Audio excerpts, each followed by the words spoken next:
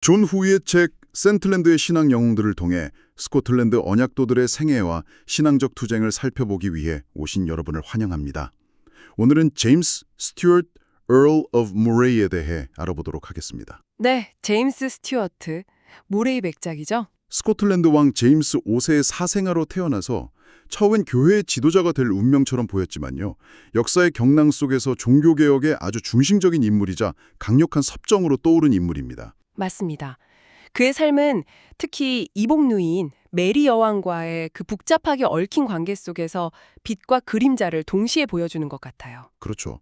오늘은 제공해 주신 자료들을 바탕으로 이 제임스 스튜어트가 어떻게 권력의 핵심에 다가섰는지, 또 스코틀랜드 종교개혁 과정에서 어떤 결정적인 역할을 수행했는지, 그리고 결국에는 어떻게 비극적인 암살로 생을 마감했는지, 그 파란만장한 삶의 주요 국면들을 한번 깊이 들여다보겠습니다. 네, 그의 리더십과 또 숨길 수 없었던 야망, 그리고 그 시대가 그에게 요구했던 역할들, 이런 것들을 함께 살펴보면 흥미로울 것 같습니다. 좋습니다. 자, 그럼 제임스 스튜어트, 1532년 혹은 1533년에 제임스 5세와 귀족 가문의 딸 마거렛 어스킨 사이에서 태어났다고 하죠. 네, 흥미로운 건 아버지가 그를 포함해서 여러 사생아 아들들을 교회에 좀 고위직에 앉히려고 했다는 점이에요. 그래서 제임스는 정말 어린 나이, 불과 3살 때 이미 부유하기로 유명했던 세인트 앤드루 수도원의 원장직위를 받았다는 거죠. 맞아요.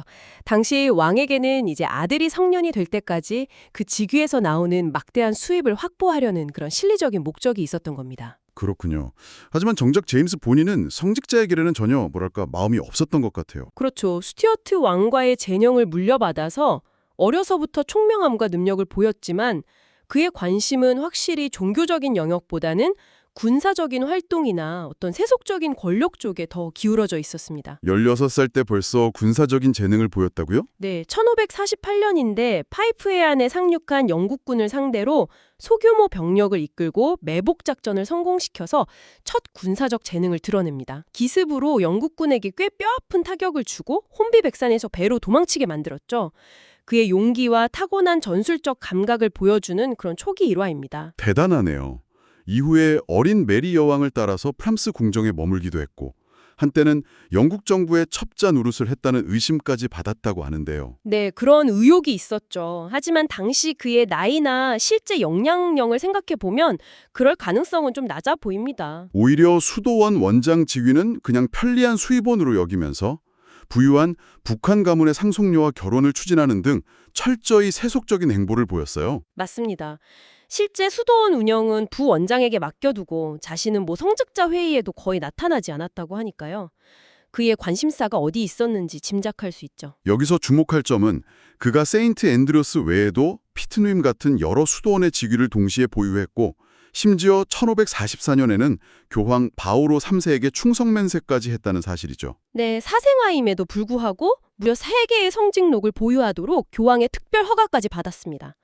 겉으로는 교회의 사람이었지만 그의 실제 행동은 달렸어요. 1557년에는 국경 방어를 위한 요새 건설을 감독했고 직접 군대를 이끌고 잉글랜드 국경을 넘어가서 약탈전을 벌이기도 했다고요? 네, 비록 큰 정과는 없었지만 그의 관심사가 군사와 정치였다는 걸 명확히 보여주는 대목입니다. 그러다가 메리 여왕이 프랑스 왕세자와 결혼하게 되자 제임스는 오랫동안 비어있던 모레이 백작 자기를 달라고 요구합니다.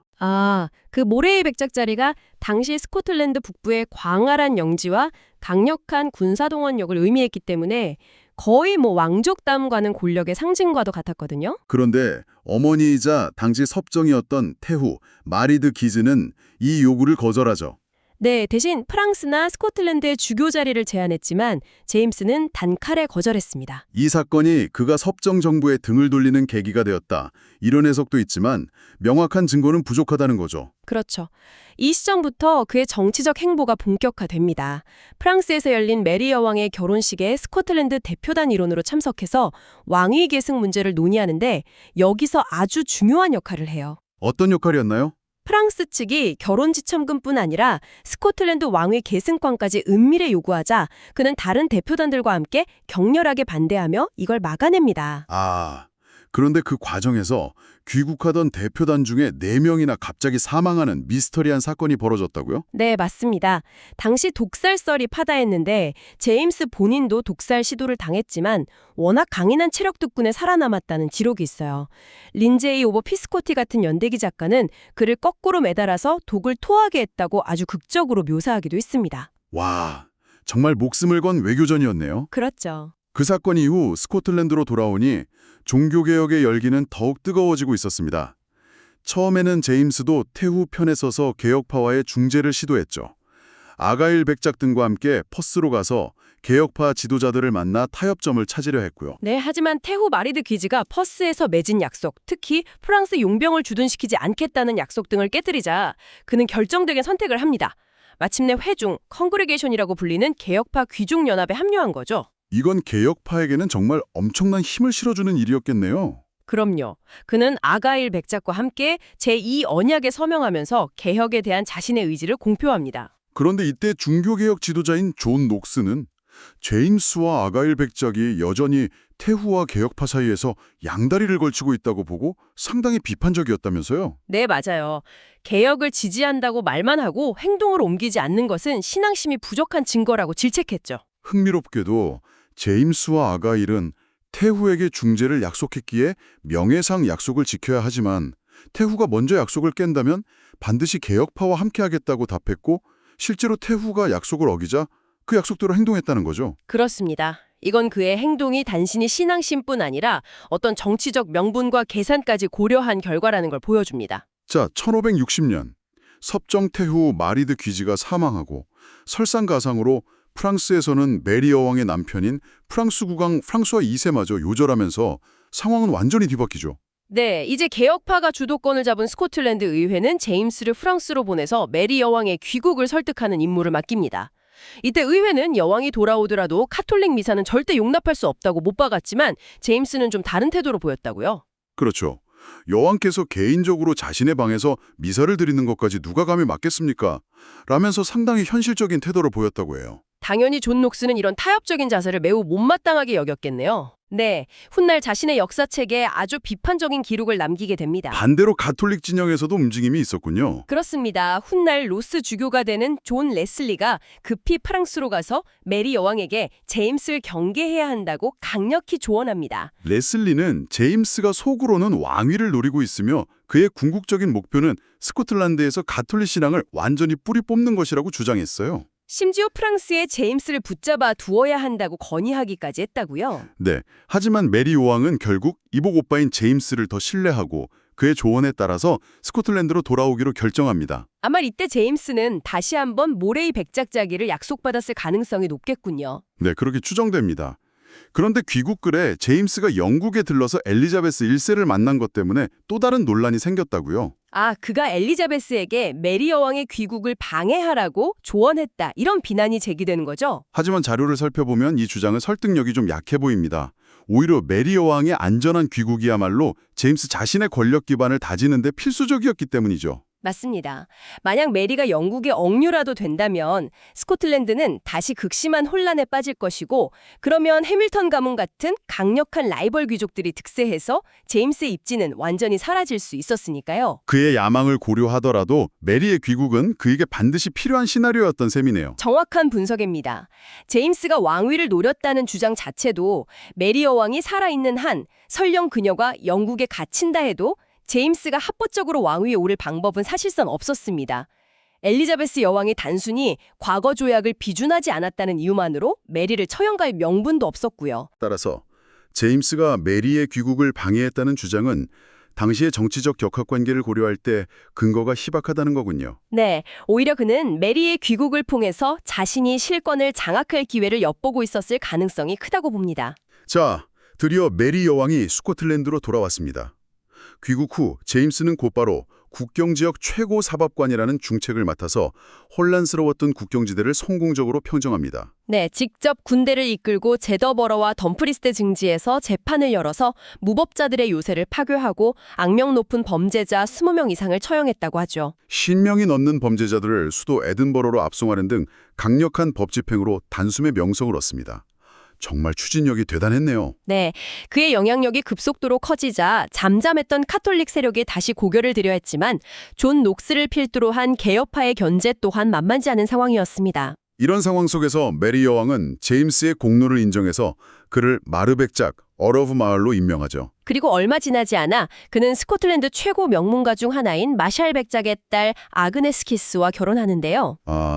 세인트 자일스 대성당에서 열린 이 결혼식이 너무 호화로워서 평소 검소함을 강조하던 존 녹스 같은 개혁파 설교자들로부터 따끔한 비판을 받기도 했다고요. 맞아요.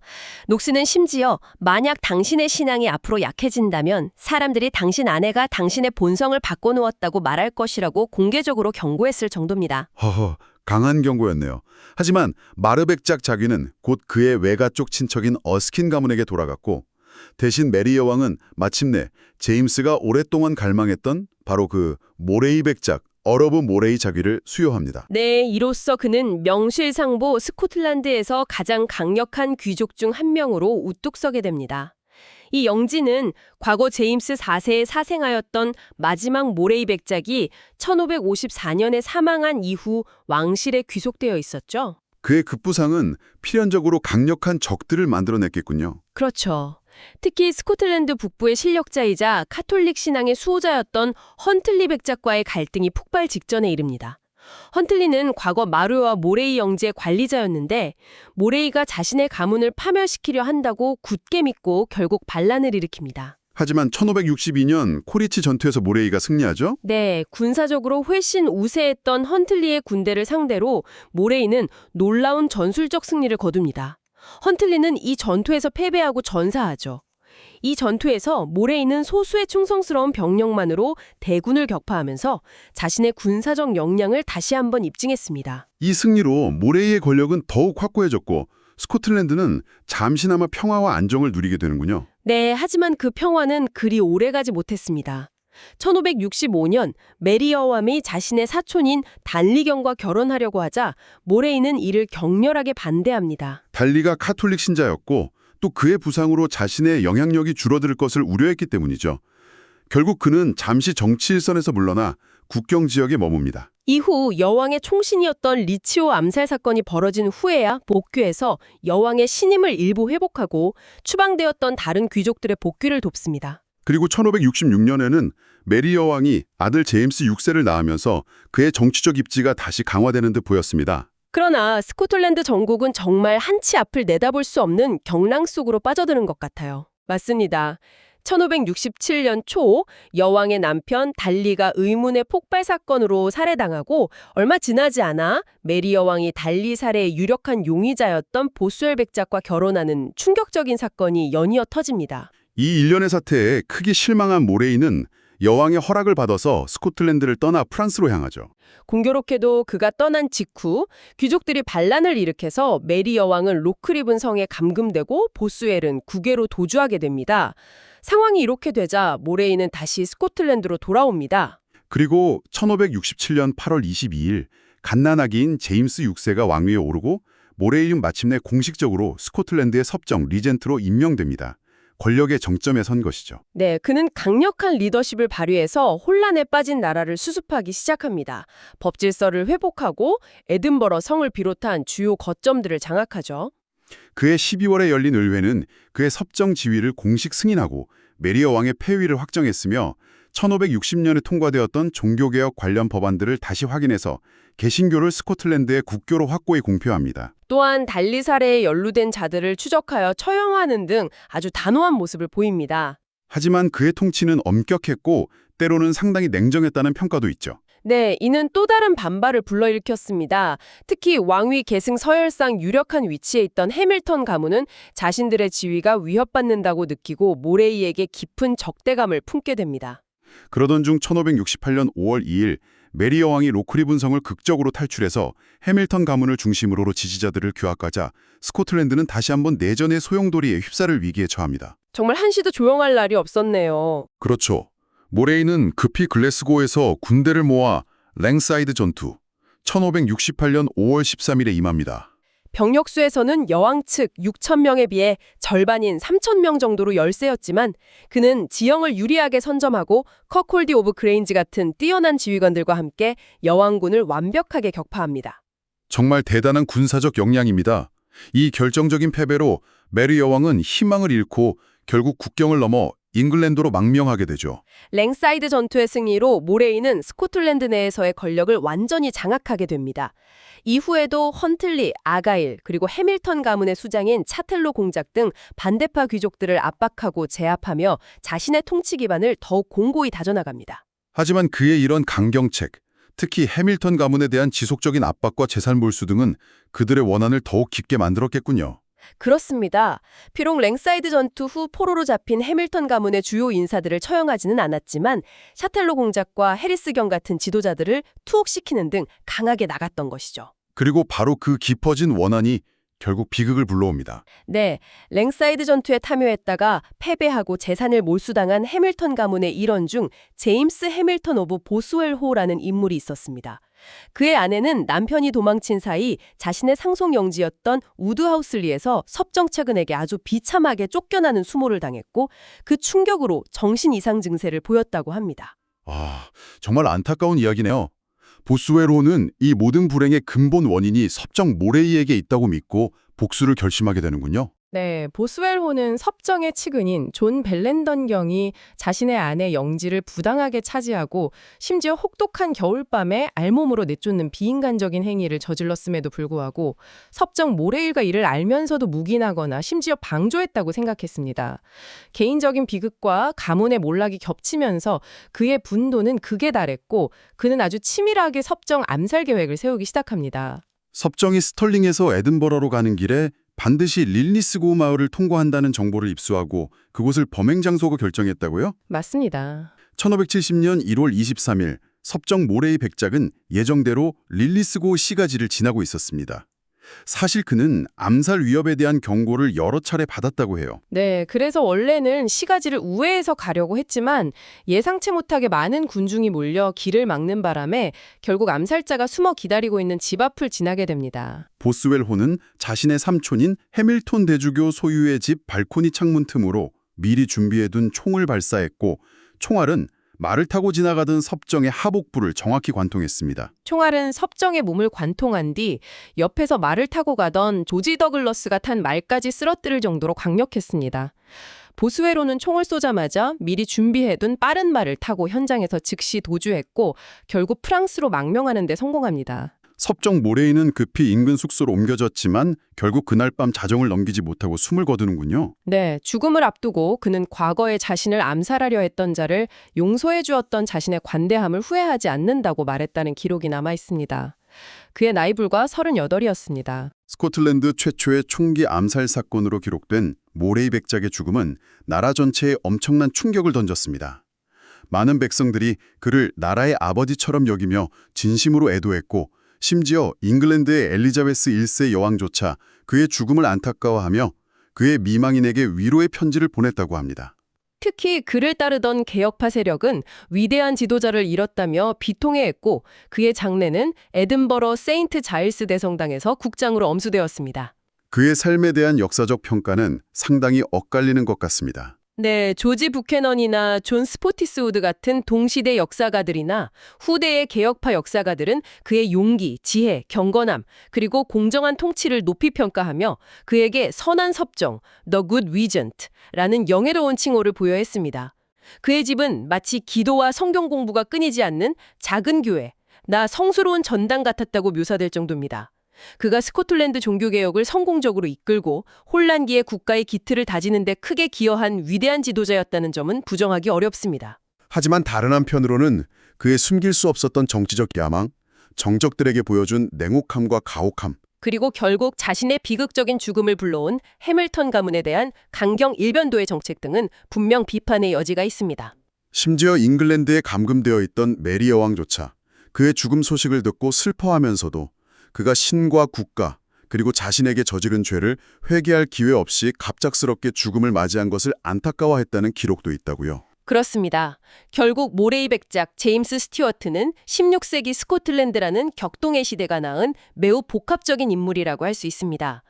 그는 의심할 여지 없이 뛰어난 능력과 리더십으로 국가적 혼란을 수습하고 종교개혁이라는 시대적 과제를 완수하는 데 크게 기여했습니다. 하지만 권력을 쟁취하고 유지하는 과정에서 보여준 냉혹함과 정치적 술수는 그의 선한 섭정이라는 이미지 이면에 가려진 또 다른 모습이며 그의 비극적인 후와 결코 무관하지 않다는 거군요. 네, 그의 통치 아래 스코틀랜드는 잠시 안정을 되찾았지만 그의 갑작스러운 죽음은 스코틀랜드를 다시 한번 길고 참혹한 내전의 시대로 몰아넣었습니다. 오늘 우리는 선한 섭정으로 기억되기도 하지만 동시에 권력 투쟁의 한복판에서 비극적인 최후를 맞이해야 했던 모레이 백작 제임스 스튜어트의 극적인 삶을 깊이 있게 따라가 보았습니다. 그가 스코틀랜드 역사에 남긴 족적은 분명 뚜렷하지만 그 이면에 존재하는 인간적인 고뇌와 시대적 한계, 그리고 그를 둘러싼 복잡한 평가에 대해서도 다시 한번 생각해보게 되는 시간이었습니다. 여기서 마지막으로 여러분께 한번 질문을 던져보고 싶습니다. 모레이 백작은 종교개혁을 완수하고 국가를 안정시킨 선한 섭정으로 칭송받기도 하지만 그의 권력 획득 과정이나 통치 방식에는 분명 가혹하고 논란의 여지가 있는 부분들이 존재했고 이는 결국 개인적인 원한에 의한 암살이라는 비극적 결말로 이어졌습니다. 격동의 시대에 국가를 위해 긍정적인 변화를 이끌었지만 그 과정에서 도덕적으로 모호하거나 때로는 비정하다고까지 할 수 있는 수단을 사용했던 지도자를 우리는 과연 어떻게 평가해야 할까요?